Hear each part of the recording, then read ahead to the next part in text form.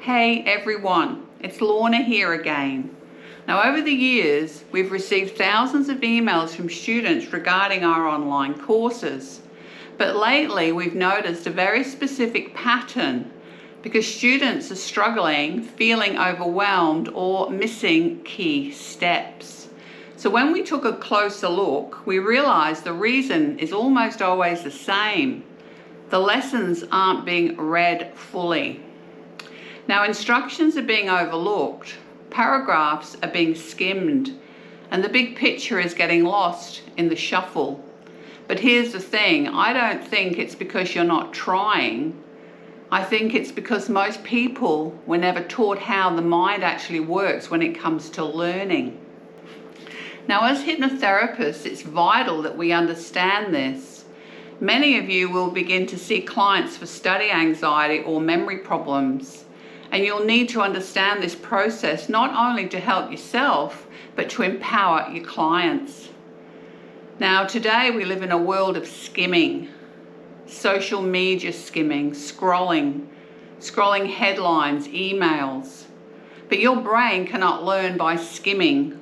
Skimming is just window shopping. Learning is moving in and decorating the house. So today I'm giving you a tool that stops that habit. It's called a framework, the rule of 3. Now, once you understand this, that study fog begins to disappear. Now, we've all been there.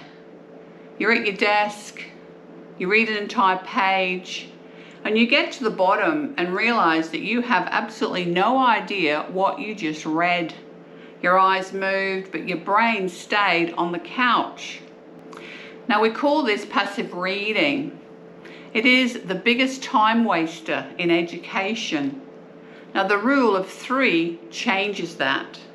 In psychology, 3 is a magic number for pattern recognition. 1 is a fluke, 2 is a coincidence, and 3 is a pattern. Our brains are hardwired to find that third piece of the puzzle. So how do we apply this? Well, we use 3 distinct passes of the material. Now, pass 1, the scout.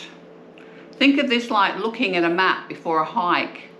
You're not trying to memorize every tree.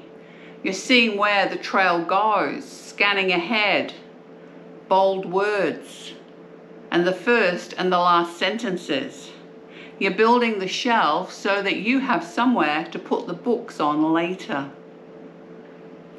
Now, pass 2. This is the heavy lifting, the slow, deep read. Now you add the muscle to the skeleton. You begin to ask why, and you connect this to what you've already learnt last week. Highlight only the load-bearing ideas. Now, by the end, you should understand the logic, but if it's not memorized yet. Now, pass 3, this is the polish, because the logic is clear, your brain is finally free to see the nuances and instructions that you missed before. Now, this is where the A students are made.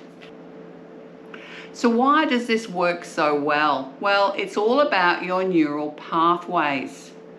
During the first pass, your neurons fire across a gap called synapses. Now, this connection is purely chemical and very weak. So if you don't revisit it, that trace evaporates, it disappears. And this is your short-term memory junk drawer. Think of it like that. But during the second pass, the brain recognizes the repeat.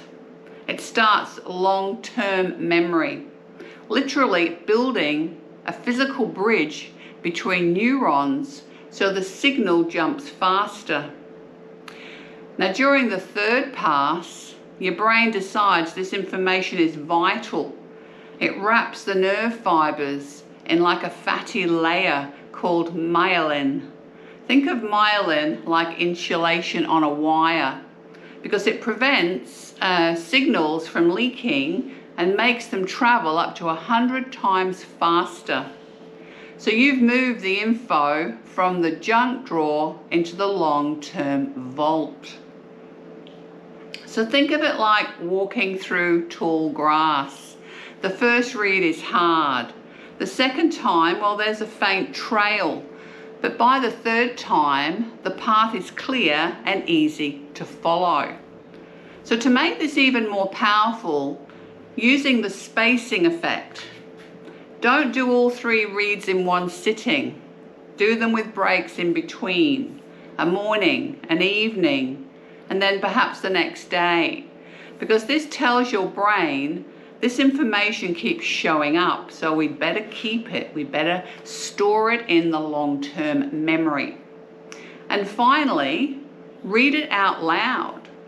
If you can explain the concept in your own words to someone without looking at the page, well, then you've mastered it. You've moved into the permanent memory, which is what you want. So I just want to challenge you.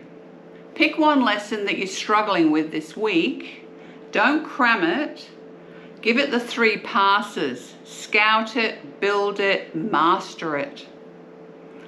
And you'll be amazed at how much quieter the stress becomes when you actually know that you know the material. So thanks for watching. Keep practicing, and I'll see you in the next video. But before you go, don't forget to hit the like button and subscribe to this YouTube channel.